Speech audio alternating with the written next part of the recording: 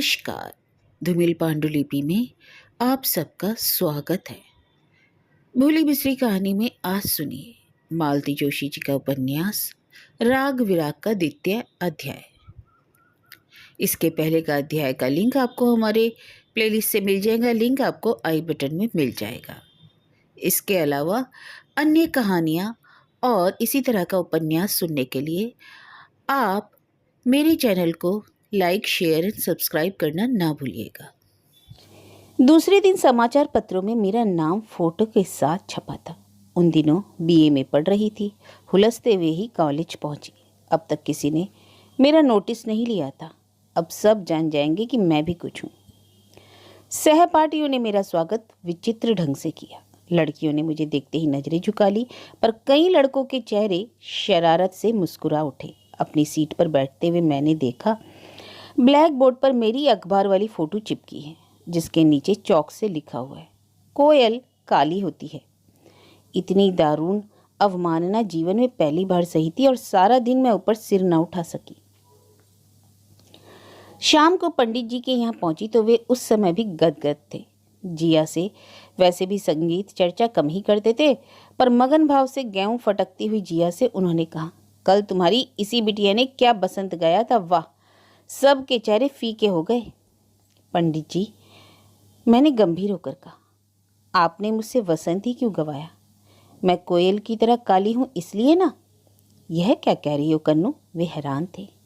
मैंने सुबकते हुए उन्हें सारी बात बता दी। मेरी बात सुनकर वे बोले, उन्होंने तुम्हें कोयल कहा है, यही ना? तुम्हारे स्वर के सौंदर्य को तो वे लोग अनदेखा नहीं कर सके। बस इसी का लोहा सब में मनवाना है और वे एक दिन मानेंगे। तब मैंने सोचा कि शायद बाबूजी ने यही कुछ सोचकर मुझे उनके चरणों में डाल दिया होगा।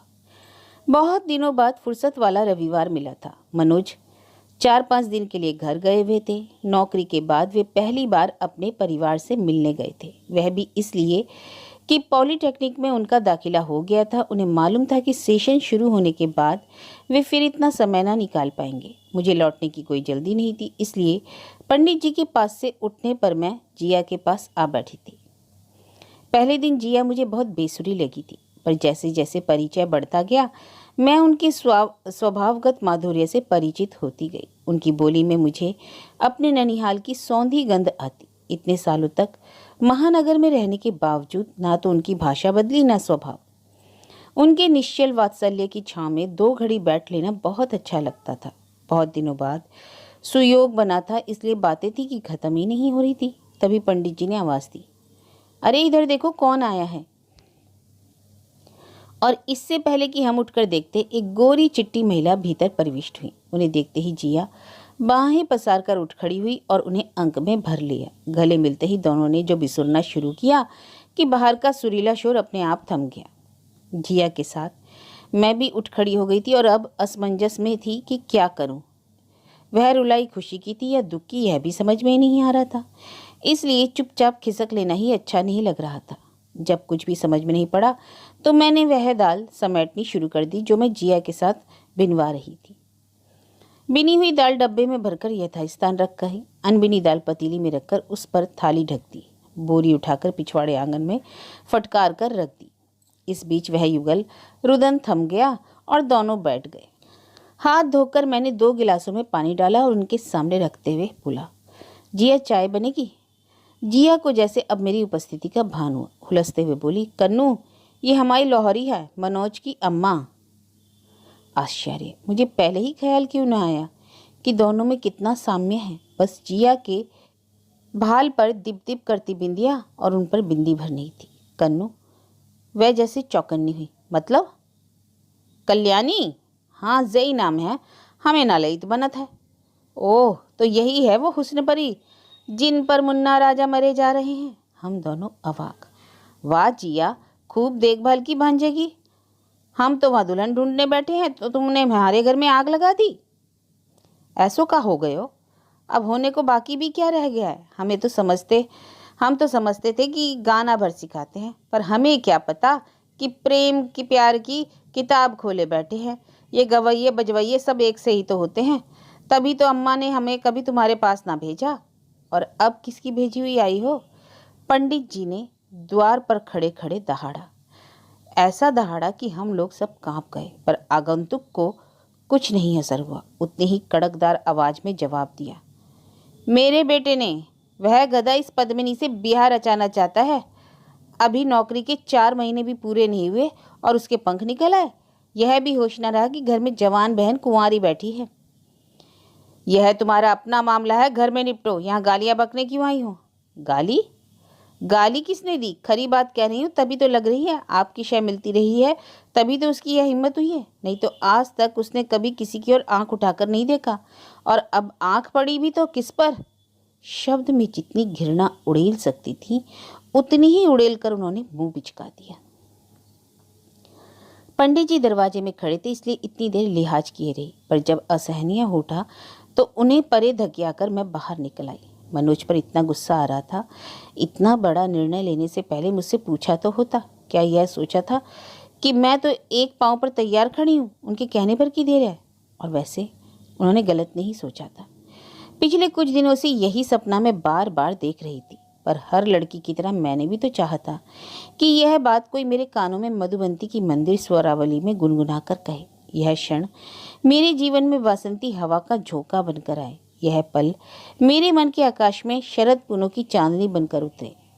प्राण पावड़े बिछाकर मैं उस मंदिर क्षण की प्रतीक्षा करती रह गई, और कोई जैसे मुंह पर थूक कर चला गया। और अब यह मुंह लेकर पंडित जी का सामना कैसे करूंगी? क्या सोचा होगा उन्होंने? उनके अकृत्रिम स्नेह का मैंने यही प्रतिदान दिया है। उस अजात शत्रु को मेरे कारण आज क्या क्या न सुनना पड़ा। रविवार की शाम अपने पूरे यौवन पर थी। सड़क पर वाहनों का रेला सा बह रहा था। मन तो हुआ कि कूद पड़ूं किसी गाड़ी के आगे, सारा किस्सा ही खत्म हो जाए, पर एक और बेवकूफ़ी करके मैं अपने ऋषि तुल्य गुरु को और संताप न देना चाहती थी। और फिर इस अभागे देश में कुंवारी लड़की का मरना भी तो निरापद नहीं। 100 विवाद उठ खड़े होंगे, माँ भैया कहीं मुंह दिखाने लायक ना रहेंगे, और फिर इस तरह चुपचाप मरने से फायदा? एक बार मनोज से जवाब तलब तो करना ही है। मेरा इस तरह अपमान करने का उन्हें क्या हक था? बैंक से लौटकर चाय पी रही थी कि नीता ने आकर बताया, बुआ पंडित जी आए हैं। हिम्मत जुटाकर उनके सामने पहुंची। उस समय वे ड्राइंग रूम में भैया के साथ बैठकर चाय पी रहे थे। मुझे देखते ही सहज भाव से बोले, इधर से निकला तो एकदम याद आ गया कि कल तुम मंदिर जाने को कह रही थी। मना करने का कोई सवाल ही नहीं था। पूरे रास्ते कोई एक शब्द भी नहीं बोला। मंदिर पहुंचकर मैंने बेमन से प्रणाम किया और बाहर चबूतरे पर बैठ गई। पंडित जी निर्लिप्त भाव से आराधना करते रहे। गर्भगृह में खड़े होकर उन्होंने अपने गुरु गंभीर स्वर में शिव महिमा का पाठ किया, अपनी नियमित परिक्रमाएं पूरी की, फिर सबकी जयराम जी लेते हुए मेरे पास आकर बैठ गए। जिसके लिए आतंकित थी वह क्षण सामने आ गया। कनू, उन्होंने पूछा, कल वाली बात क्या सही है? उत्तर में मैंने सिर झुका लिया। जवाब देती तो क्या, कैसे कहती कि मेरी मनोज से इस संबंध में कोई बात नहीं हुई, और अगर कह भी देती तो क्या वे विश्वास कर लेते? क्या कभी मैंने भी यह सोचा था कि इतनी बड़ी बात मेरी सहमति के बिना ही कह दी जाएगी? हाँ, एक बात और पूछूंगा बेटे, तुम मनोज के रूप रंग पर रिझी हो या और कोई बात है? मैंने इस बार भी कोई उत्तर नहीं दिया। कैसे कह देती? मैं तो इसलिए रिझी हूँ कि कोई पहली बार मुझ पर रिझा है। पहली बार किसी पुरुष ने मुझे नारी रूप में देखा है। पहली बार किसी ने मेरे व्यक्तित्व को एक नया आयाम दिया है। पहली बार मेरा अस्तित्व गाने वाली गुड़िया से कुछ ऊपर उठा है। उस घर में तुम्हारा स्वागत कैसे होगा उसकी झलक तो तुम्हें मिल ही गई होगी। जी, मैंने अस्फुट स्वर में कहा। अच्छा हुआ जो कल तुमने अपनी होने वाली सास का स्वाभाविक रूप देख लिया। यह भ्रम कभी मत पालना कि वह तुम्हारी जिया की सगी बहन है। दोनों के स्वभाव में कोई साम्य नहीं। वह तो साक्षात चंडिका है। सारा घर उसके आतंक के साए में पलता है। पति भी जब तक जीवित रहा डरा डरा रहा। उसके परिवार में उसे ऐसा काट दिया कि जिंदगी भर बेचारा अकेलेपन की व्यथा में घुलता रहा। बड़ी बेटी के ससुराल वालों से ऐसी ही ठनी हुई है। बेचारी के लिए पीहर का रास्ता ही बंद है। लेकिन आप यह सब मुझे क्यों सुना रहे हैं? मन अपने आप प्रश्न करने लगा। तुम शायद सोच रही होगी कि मैं यह सब क्यों सुना रहा हूँ। उन्होंने जैसे मेरा मन पढ़ लिया। मैं तो तुम्हें केवल आगाह करना चाहता हूँ कि लड़का माँ के रौब में है। उसकी मर्जी के बिना वह कुछ भी नहीं करेगा। तुम दोनों की भावनाओं में कितनी गहराई है यह मैं नहीं जानता, पर यह जरूर कहूँगा कि मनोज कस्बे के कॉलेज का पढ़ा हुआ गंवई युवक है। ऐसे लड़कों के लिए लड़कियां एक अजूबा होती हैं। उनसे हंसना बोलना तो दूर, वे आंख उठाकर देख भी नहीं पाते। उसके घर के वातावरण के संबंध में बता ही चुका हूँ। पहली बार उसने यहाँ आकर खुली हवा में सांस ली है। संयोग समझ लो कि इसी समय तुमसे परिचय हो गया। मैं अपनी कोई राय तुम पर थोपना नहीं चाहता, लेकिन कोई भी निर्णायक कदम उठाने से पहले तुम्हें आगाह जरूर करना चाहता हूँ, यह मेरा कर्तव्य है। मनोज छुट्टी से लौटे तो इतने उदास और बुझे बुझे से थे कि सारा गुस्सा पानी हो गया। पंडित जी की बात याद हो आई। सचमुच सचमुच बेचारे आतंक के साए में जीते रहे हैं, तभी तो माँ की बमबारी को सिर झुकाकर झेल गए होंगे।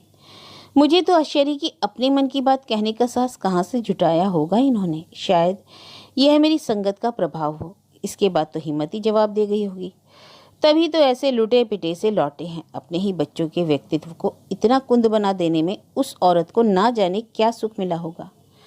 पंडित जी ने ठीक कहा था। यहाँ आकर पहली बार उसने खुली हवा में सांस ली है। पहली बार परिचय हुआ था तब मैं एक तरह से चौंकी ही थी। पहली भेंट में कोई इतना कैसे खुल जाता है, पर अब समझ में आ रहा है कि जिन्हें घर में मुंह खुलने का अवसर नहीं मिलता वे बाहर ऐसे ही चहकते रहते हैं। उनके घर के माहौल में मुझे यूं कुछ लेना देना नहीं था, पर इस समय तो मेरी अपनी खुशी, अपनी जिंदगी दांव पर लगी हुई थी। मैंने समझ लिया था कि वह व्यक्ति कितना दब्बू है कि अपने सुख दुख की भी बात भी स्वतंत्र होकर सोच नहीं सकता। यदि मेरा सुख दुख भी इनके साथ नती है तो इसके लिए भी मुझे ही सोचना पड़ेगा, और मैंने एक बार की सोच लिया। मेरे इस आकस्मिक निर्णय से भाई लोग चौंक पड़े। अपनी इकलौती बहन के लिए उन्होंने इससे बेहतर घर वर की कामना की थी, पर विरोध किसी ने नहीं किया। माँ तो दामाद का रूप देखकर ही सारी हताशा भूल गई। मनोज के परिवार में एक अम्मा जी भरती, जिनकी स्वीकृति की आशा थी भी नहीं, और रिश्तेदारों से तो पहले से ही ठनी हुई थी। एक बार अपना निश्चय मनोज के गले उतारने के बाद सारा काम आसान हो गया। पंडित जी बहुत प्रसन्न नहीं लगे, पर उन्होंने अपनी अप्रसन्नता भी जाहिर नहीं की, बल्कि बारात उन्हीं के घर से चढ़ी। ससुराल की देरी पर मेरा परछन जिया ने ही किया। इस बात को लेकर दोनों बहनों में सदा के लिए गांठ पड़ गई। किसी की इच्छा अनिच्छा, वैर प्रेम को यहाँ परवाह भी किसे थी। आनंद पथ के दो यात्री सारी दुनिया को अंगूठा दिखाकर अपनी यात्रा पर चल पड़े थे। सब कुछ सपना सा तो लग रहा था। अपने विवाह को लेकर कल्पना का ताना बाना मैंने बुना ही नहीं था, इतना अवकाश भी नहीं मिला। मन सदा और बातों में ही उलझा रहा। यह प्रसंग जीवन में आंधी की तरह अकस्मात उठा और मुझे अपने साथ बहा कर ले गया। पलक झपकते ही मैं मनोज को वरमाला पहना चुकी थी। भैया ने बेमन से ही सही जो सामान दिया उसे लेकर अपनी गृहस्थी का श्री गणेश किया। विवाह बहुत प्रसन्न वातावरण में नहीं हुआ था, पर उससे हमारे उत्साह में कोई अंतर भी नहीं आया। समय पंख लगाकर उड़ चला। नौकरी मेरी भी थी, उनकी भी। शाम को वे क्लास भी जाते थे, बस उतनी ही देर को हम अलग होते थे। दिन तो दफ्तर में चला जाता था, पर शाम को घर पर अकेले रह जाना बहुत अकड़ था। अपनी महत्वाकांक्षा तब मुझे ही जहर लगती। वह शाम का समय ही मेरे लिए फुर्सत का समय होता था। कई बार मन होता तानपुरा लेकर बैठ जाऊं, कुछ गा लूं, गुनगुना लूं, पर तभी रसोई की टेर सुनाई दी जाती। माँ के यहाँ तो कभी चाय भी मैंने अपने मन से नहीं बनाई, पर इन दिनों पति को नित्य नए व्यंजन खिलाने का एक जुनून सा सवार हो गया। सुबह बिस्तर से बाहर निकलते निकलते 9 बज जाते थे। हाबड़ ताबड़ में चाय नाश्ता भी ढंग से का नहीं बन पाता था, पर शाम के खाने में मैं पूरी शक्ति लगा देती। रेडियो से, सहेलियों से, पत्रिकाओं से नई नई विधियां सीखकर उनका प्रयोग करती रहती। बेचारे मनोज मेरे इस अत्याचार को हंस हंस कर झेलते। पति की प्रशंसा पाने का सुख इन दिनों मेरा सबसे बड़ा प्राप्य था। रसोई में बचा समय इनके होमवर्क पर खर्च होने लगा। पता ही नहीं चला स्वर लिपि लिखने वाले मेरे हाथ बड़े मजे से कॉपियां भरने लगे। और मजे की बात तो यह थी कि मुझे उस शुष्क काम में भी अलौकिक काव्य नजर आने लगा। जीवन का रंग ही बदल गया। रविवार की दोपहर पंडित जी के यहाँ जाना एक भार लगने लगा। बड़ी आसानी से मैं 2-2 रविवार गोल कर जाती, और वे भी मुझसे उदासीन से हो गए थे। जाती तो निर्लिप्त भाव से कुछ बता देते, ना पहले की तरह डांटते फटकारते, ना अनुपस्थिति की कैफियत तलब करते। गाना बिल्कुल ही छूट गया हो ऐसी बात नहीं थी, बल्कि इतने दिनों तक मैं स्वरों के जंगल में भटक रही थी। सही सुर तो अब जाकर मिला। इतने सालों से जो सीख रही थी वे तो कोरे शब्द थे, उनका मर्म तो अब समझ में आया। अब तक तो केवल गाती थी, अब मैं गीतों को जी रही थी। 16 श्रृंगार करके रोज अटरिया पर बैठकर पिया की बाट जोहा करती। उनकी विरह में एक एक पल युग सा बीतता। वे जरा भी देर लगाकर आते तो रूठ जाती, कहती जाओ, जहाँ इतनी रात बिताकर आए हो वहीं लौट जाओ, अब यहाँ क्या लेने आए हो। वे मनुहार करने लगते तो लड़िया कर पूछ कहती, अच्छा जरा मेरी उलझी लटे ही सुलझा दो। सेज चढ़ते हुए वे कभी बैरन पायल को कोसती तो कभी कंगन को, जो झन झन करके मेरा रहस्य खोल देते। ऐसे में अड़ोस पड़ोस की जिज्ञासु औरतें मुझे बैरन सास और दुष्टानंद से कम न लगती। सुबह होती तो मेरी अलस नायिका कहती, अब तो जरा सो भर लेने दो, रात भर तो तुमने आंख नहीं लगने दी। मैं तो हैरान थी, उन रसिक मनीषियों ने कैसे कैसे सरस प्रसंगों को शब्दों में बांध दिया था। पहली राखी पर भैया मुझे लिवाने आए तो मैंने इन्हें भी ठेल ठाल कर भेज दिया घर। इनके मना करने के बावजूद रजनी के लिए एक अच्छी सी साड़ी साथ रख दी, पर मेरा यह सद्भावना मिशन फेल हो गया। 2 दिन बाद लौटे तो बेहद उखड़े हुए थे। अपनी सारी खींच मुझ पर उतारते हुए बोले, खुद तो अपनी माँ के यहाँ बैठकर आराम फरमाती रही और मुझे यहाँ भट्टी में झोंक दिया। मैं तो जानता था कि वहाँ जाकर क्या स्वागत होना है, बस चलता तो कभी वहाँ का रुख ना करता, पर रानी जी की जिद थी ना। 5 महीनों में पहली बार ये मुझसे इतने तिक्त स्वर में बोले थे। मैं समझ गई कि इस व्यक्ति का प्यार जितना आक्रामक है, गुस्सा भी उतना ही भयानक। फिर मैंने दिवाली पर कुछ नहीं कहा। 4-5 दिन की और छुट्टी लेकर हम बम्बई चले गए। शादी के बाद पहली बार बाहर निकले थे। रोज की आपाधापी से उबर कर मन तरोताजा हो गया। जेब की हालत जरा और अच्छी होती तो इस सुख का स्वाद और बढ़ जाता। फिर भी हमने इस नई आज़ादी का भरपूर आनंद लिया, पर घूमने का सारा मजा घर लौटते ही किरकिरा हो गया। अम्मा जी की एक बम मार का चिट्ठी हमारी प्रतीक्षा कर रही थी। पिछले अनुभव से ये इतने बिफर गए थे कि इस बार त्योहार पर ना खुद गए ना रुपए भेजे। अम्मा जी का झल्लाना स्वाभाविक था, पर दुख इस बात का हुआ कि बेटे की लापरवाही का दोष बहू के सिर मढ़ दिया गया। चलो हम जाकर उन्हें मना लाए, मैंने कहा। नहीं, तुम वहाँ नहीं जाओगी, वे गुर्राए। तो तुम अकेले ही हो आओ। नहीं, मैं भी नहीं जाऊँगा। क्यों? जहाँ तुम्हारा स्वागत नहीं हो सकता उस घर में पाँव भी नहीं दूंगा। पति का यह एकांतिक प्रेम देखकर मैं गदगद हुआ, पर मेरे कारण वे अपने घर परिवार से कट जाएं, यह मुझे अच्छा नहीं लगा। उन्हें शांत करते हुए मैंने कहा, कभी उनकी ओर से भी तो सोच कर देखो। हर माँ अपने बेटे के लिए एक सुंदर सी बहू की कामना करती है। अम्मा जी ने भी की होगी, इसलिए उनका निराश होना स्वाभाविक है। हमें उनकी भावनाओं को समझने का यत्न करना चाहिए। तो क्या करने को कहती हो? वे चीखे। हम लोग जाकर उन्हें लिवा लाएं। मैं अपनी सेवा से उन्हें प्रसन्न कर लूँगी। वैसे भी अब उन दोनों को वहाँ रहने में का कोई तुक तो है नहीं। रजनी की पढ़ाई यहाँ से भी हो सकती है, बल्कि और अच्छी तरह से हो सकती है। तुम सोचती हो तुम्हारे बुलावे से ही वे आ जाएंगी? क्यों नहीं आएंगी? शादी तक में तो आई नहीं, मिन्नतें कर कर के हार गया मैं। तो क्या हम वही गांठ मन में लेकर बैठे रहे? देखो मनोज, कुछ हमें भी भूलना होगा। उनका मान यदि तोड़ना है तो पहले हमें झुकना होगा, फिर देखना कैसे चुटकी में सब काम होते हैं। क्योंकि मैं जानती हूँ अपना बहू बेटा कोई हमेशा के लिए छोड़ थोड़ी ना देता है। तुम्हारा यह भ्रम है। वे बहुत नाक वाली हैं, नहीं आएंगी। और वह प्रसंग वहीं समाप्त हो गया। सचमुच वे बड़ी नाक वाली निकली। 10 बार जाकर इन्होंने नाक रगड़ी, तब कहीं उन्होंने आने की अनुकंपा की। इतने दिनों तक कहती रही, तब नहीं माने। तब जब गरज पड़ी तब बुलाने गए, इसलिए आते ही उन्होंने सबको नाको चनी चबवा दी। आते ही उन्होंने अड़ोस पड़ोस में ऐलान कर दिया, मेम साहब को तो दफ्तर जाना होता है। हमारे मुन्ना राजा तो बेचारे अभी तक स्कूल कॉलेज के चक्कर में पड़े हुए हैं। फिर घर कौन संभाले, राजकुमारी की देखभाल कौन करे, इसलिए 2 दाइयाँ बुलवाई गई हैं। रूखा सूखा खाकर कोने में पड़ी रहेंगी। दरअसल राजकुमारी जरा जल्दी ही आ गई थी। अभी हमारे पास बच्चे का कोई प्रावधान नहीं था, पर जब डॉक्टर ने यह खुशखबरी सुनाई तो उसे ईश्वरी सौगात को लौटाने का मन भी नहीं हुआ। प्रसूति के लिए मैं माँ के यहाँ चली गई थी। 3 महीने की पूजा को लेकर घर लौटी। इसी बीच रोटी पानी की समस्या को लेकर यह अम्मा जी को ले आए थे। बोले, रोटी पानी का तो बहाना है, खाना तो मैं होटल में भी खा सकता हूँ, पर सोचा कि कल को तुम बैंक जाने लगोगी तब भी तो घर में कोई चाहिए। सिर्फ नौकरों के भरोसे तो बच्ची को दिन भर छोड़ा नहीं जा सकता। जब तक माँ के यहाँ रही ये रोज शाम को मुझे देख आते, पर अम्मा जी एक बार भी नहीं है। माँ अक्सर कहती, कैसी कटकरेजी है तेरी सास, क्या एक बार भी उसका पोती देखने का मन नहीं होता। माँ तो मेरी ससुराल जाने की कल्पना मात्र से व्याकुल हो जाती, मगर मनोज यह नई व्यवस्था न करते तो मैं पूजा को माँ के हाथों ही सौंपती। 3 महीने बाद ज्वाइन करके मैंने फिर छुट्टी बढ़ा ली। वह एक दिन भी मुझ पर भारी पड़ गया था। दिन भर मन घर में ही लगा रहा। उधर पूजा ने भी रो रो कर सारा मोहल्ला जुटा लिया। सारा हाल देख सुनकर मनोज मुझे छुट्टी समाप्त होने से पहले ही घर ले आए, ताकि बच्ची नए लोगों से परिचित हो सके, नए वातावरण की अभ्यस्त हो सके।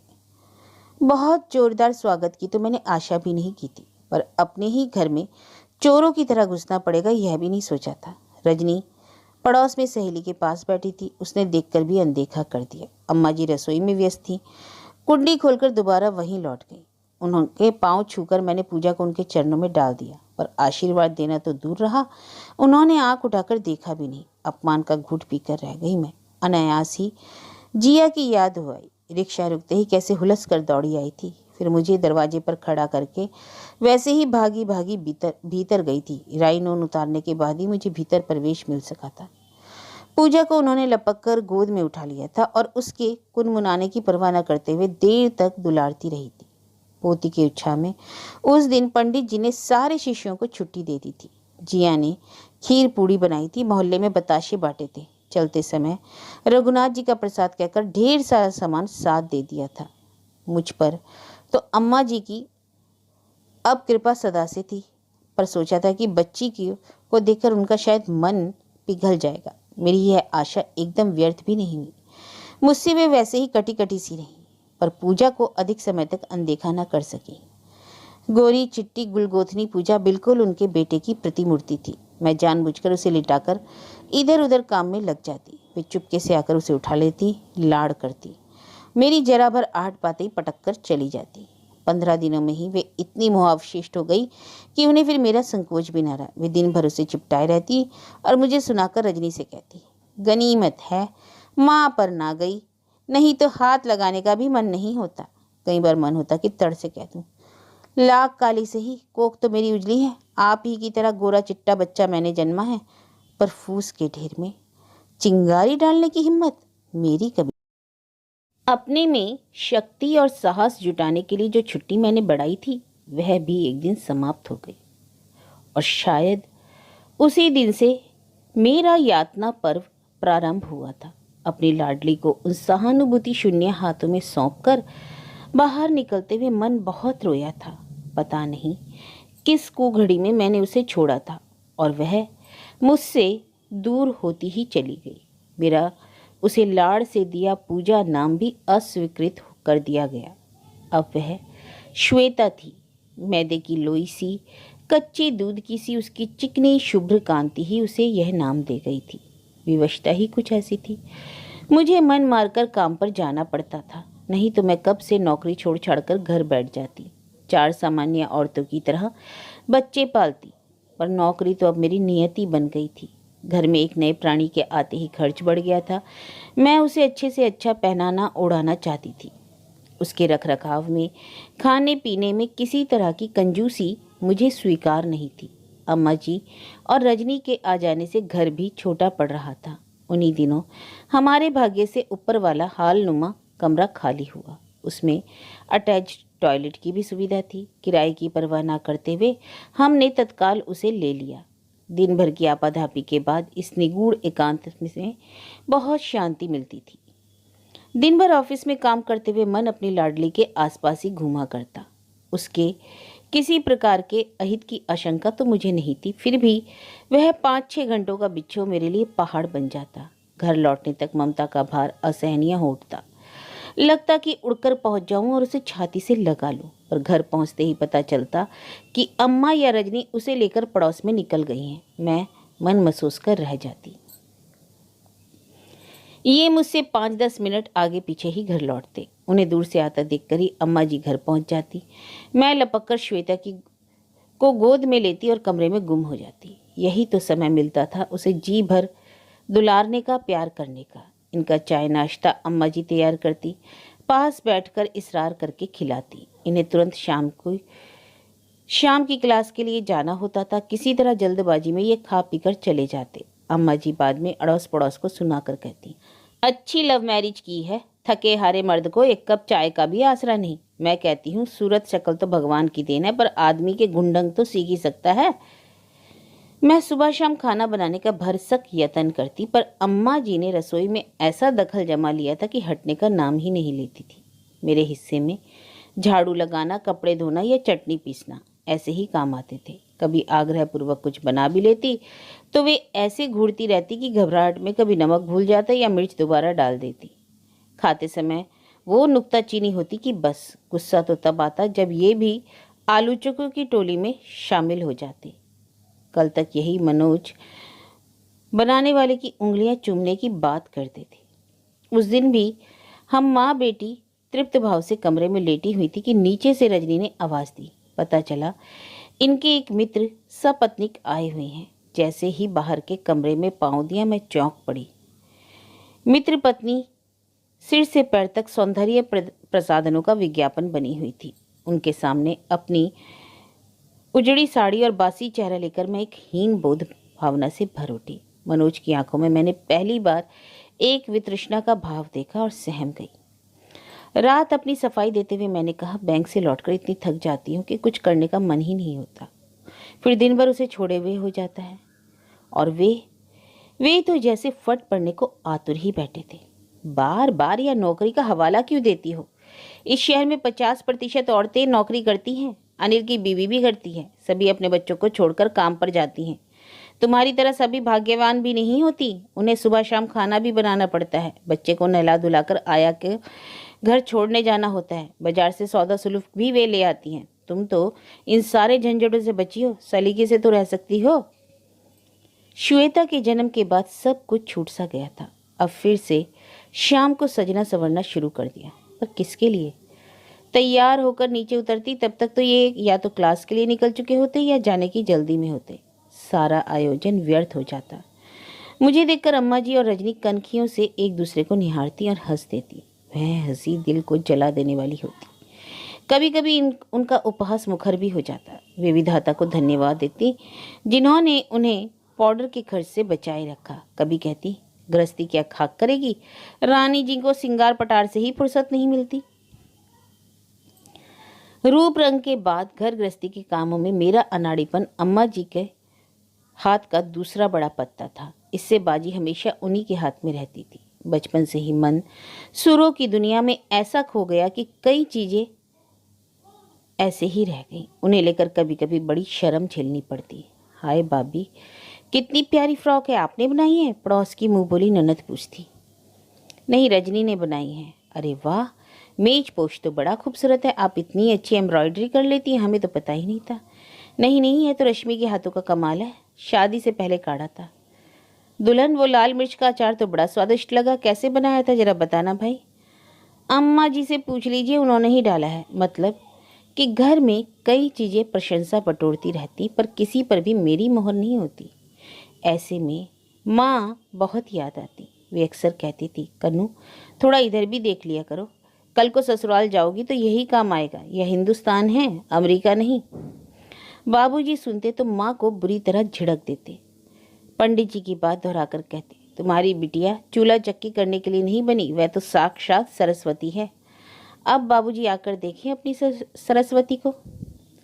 कई चीज़ें तो अब मैंने सीख भी ली थी, पर उनके लिए समय नहीं मिलता। सुबह शाम घर का और दिन में ऑफिस का काम करके इतना थक जाती कि बस फिर थोड़ी देर गुड़िया को दुलारने का भी मन होता। कभी लंच आवर में 2-4 सिलाइयाँ निकाल लेती। बस एक एक स्वेटर महीनों ले लेता। इस बीच रजनी अपने और आसपास वालों के 4-5 स्वेटर बुन चुकी होती और मेरी मजबूरी कोई नहीं समझता, मनोज भी नहीं। वे तो मजाक बनाने में अग्रणी रहते और मेरी सुस्त चाल को विलंबित लय का नाम भी दे डालते। श्वेता के जन्मदिन की पार्टी एक हादसे की तरह टीस जाती है। उसके जन्म पर तो किसी ने 5 लड्डू भी नहीं बांटे, पर जन्मदिन बड़ी धूमधाम से मनाया गया, क्योंकि इस बीच वह दादी और बुआ की आंख का तारा बन चुकी थी। पूरे मोहल्ले के लिए वह एक खिलौना थी। सबको बुलाया गया।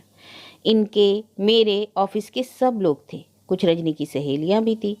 पंडित जी के यहाँ मैं खुद गई थी, पर उन्होंने मना कर दिया। श्वेता के लिए आशीर्वाद स्वरूप 11 रुपये जबरदस्ती मेरे हाथ में रखते हुए बोले, तुम्हारी सास का कुछ ठीक नहीं है। हमें देखकर भड़क उठी तो बेकार में रंग में भंग हो जाएगा। भैया भाभी का भी यही मत रहा। उन्हें जो भेजना था उन्होंने निखिल नीता के हाथ भेज दिया, खुद नहीं आए।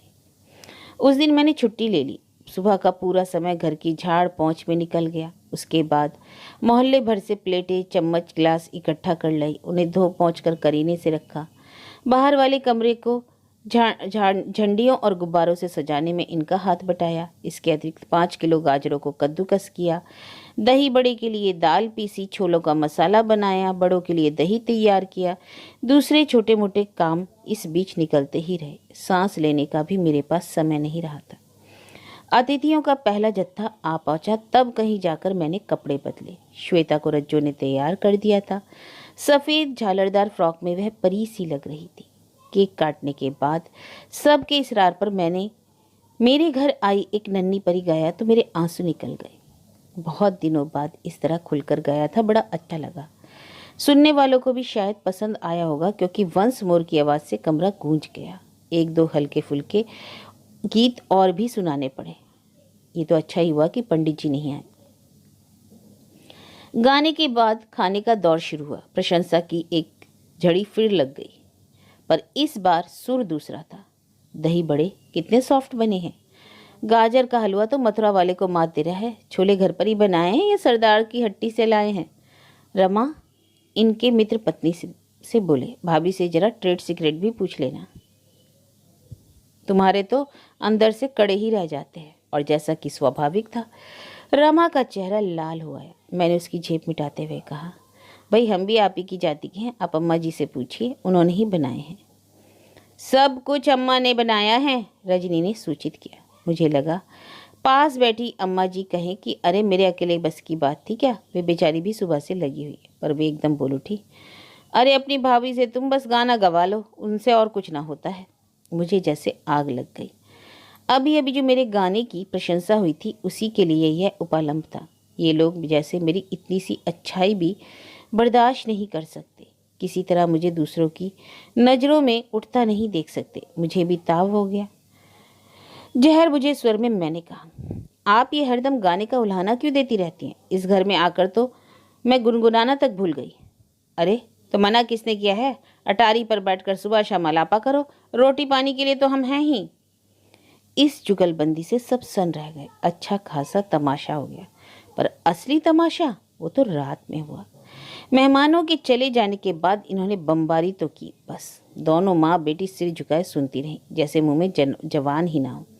पर मैं उनकी हर ईंट का जवाब पत्थर से देती। पता नहीं कितने दिनों से संचित रोष था जिसको शब्द मिल गए थे। जिरह करते जब थक गए तब उपसहारसा करते हुए बोले, 1 मिनट घर में शांति नहीं रहने दोगी? हर बात का जवाब देना जरूरी है? तब समझ में आया, यद्यपि बड़ी देर से आया, कि दोनों की दोनों बुत क्यों बन गई हैं। गृह स्वामी को जैसे जता देना चाहती थी कि दोनों कितनी सौम्य, शांत और सहनशील हैं, और झगड़े की जड़ मैं हूँ, ये बस तुम्हारी बहू। वे 3 साल कैसे बीते मेरा ईश्वर जानता है। घर मेरे लिए एक होटल सा हो गया था। अपने हिस्से का काम निपटाकर कमरे में पड़ी रहती थी।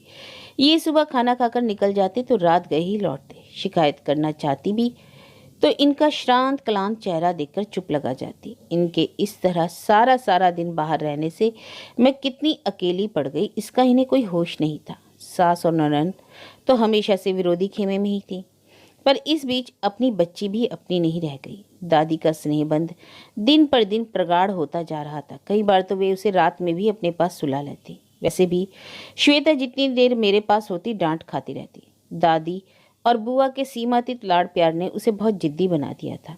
उन दोनों की देखा देखी वह भी मेरी उपेक्षा करने लगी। अपनी हर गलत सलत बात मनवाने की उसे आदत पड़ गई। मैं जरा सा भी विरोध करती तो वह जमीन पर लौट जाती और दीवार पर सिर दे मारती। उसकी चीख पुकार सुनते ही अम्मा जी दौड़ी आती और अपनी लाडली की फरमाइश पूरी कर देती। उसे पुचकार कर चुप करा देती और गोद में उठाते हुए बुदबुदाती, माँ है कि डायन, बच्चे का इतना मन नहीं रख सकती। डायन शब्द को तो मैं फिर भी किसी तरह पी जाती, पर जब श्वेता दादी की गोद में चढ़कर मम्मी गंदी है के नारों से घर भर देती तो कलेजा छलनी हो जाता।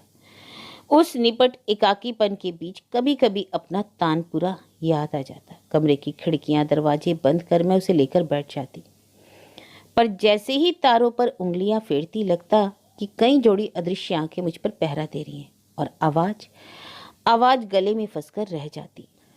पता नहीं कौन सी दुनिया में आ गई थी कि संगीत से नाता छूट सा गया। गाना तो दूर, मेरी तो सुनने की आदत भी छूट सी गई। कभी कोई बहुत बड़ा कलाकार शहर में आता तो मैं अपना मोह ना रोक पाती। उस दिन मैं बैंक से सीधे भैया के यहाँ चली जाती ताकि रात लाने ले जाने की समस्या न रहे। अम्मा जी के आ जाने से यह सुख भी जाता रहा। अब भी कई बार भैया का ऑफिस में फोन आता, कनु रात को टैगोर हॉल में जसराज जी हैं या मानक भवन में अब्दुल हलीम आ रहे हैं। उस समय सिवाय तरस कर रह जाने को मैं कुछ ना कर पाती। पहले बैंक में लोग पूछ लिया करते थे, अरे कल जितेंद्र अभिषेक के कार्यक्रम में आप नहीं दिखी। अब कोई नहीं पूछता, जैसे सब जान गए हैं कि मेरे जीवन का वह अध्याय अब समाप्त हो गया है।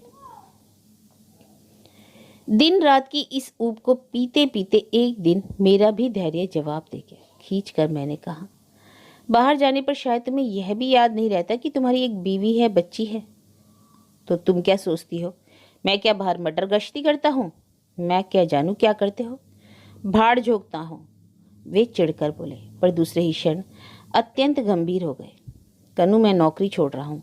अनिल के जीजाजी एक फैक्ट्री डाल रहे हैं, उन्हें एक भरोसेमंद आदमी की जरूरत थी। अनिल ने मेरा नाम सुझा दिया, उसी की जुगाड़ में तो लगा रहा इतने दिन तक। अरे ऐसे क्या देख रही हो, अनिल भी छोड़ रहा है। उसकी तो 12 साल पुरानी सर्विस है, पर उसकी बीवी ने तो कुछ नहीं कहा, उल्टे हौसला। पर तुम्हारी पढ़ाई? उनकी बात काटकर मैंने पूछा, आखिरी सेमेस्टर ही तो है, कर लूँगा। उसी के बलबूते पर तो यह सुपरवाइजर का चांस मिला है। मेरा अपना केबिन होगा, टाइपिस्ट होगी, पियोन होगा। सरकारी नौकरी में यह सब जुड़ना, जरा सोचो। सब इंजीनियर बनकर जिंदगी भर देहात की खाक छानता फिरूंगा, सो अलग। तुम लोग यहाँ अकेले परेशान होते रहोगे। इससे तो यह व्यवस्था क्या बुरी है। डिप्लोमा हो जाए तो 2 साल में MBA भी कर लूँगा, फिर तो असिस्टेंट मैनेजर की ही कुर्सी पक्की है। लेकिन नौकरी तो प्राइवेट ही हुई ना। अनिल के पिताजी जीजाजी जिंदगी भर ऐसे ही कृपालु बने रहेंगे, इसकी क्या गारंटी है? बिल्कुल। मेरा 25,000 फैक्ट्री में लगा हुआ है। जिस दिन नौकरी छोड़ूंगा पाई पाई लेकर ही हटूंगा। 25,000? आश्चर्य से मेरी आंखें फैल गई। इतना रुपया तुम्हारे पास कहाँ से आया? वे एकदम झेप गए, खिसिया कर बोले, सॉरी कन्नू, तुम्हें बताना भूल गया। गांव की जमीन मैंने बेच दी। जमीन का वह उतना सा टुकड़ा किसी मतलब का नहीं था, ना माहौल, वहाँ का माहौल अच्छा है।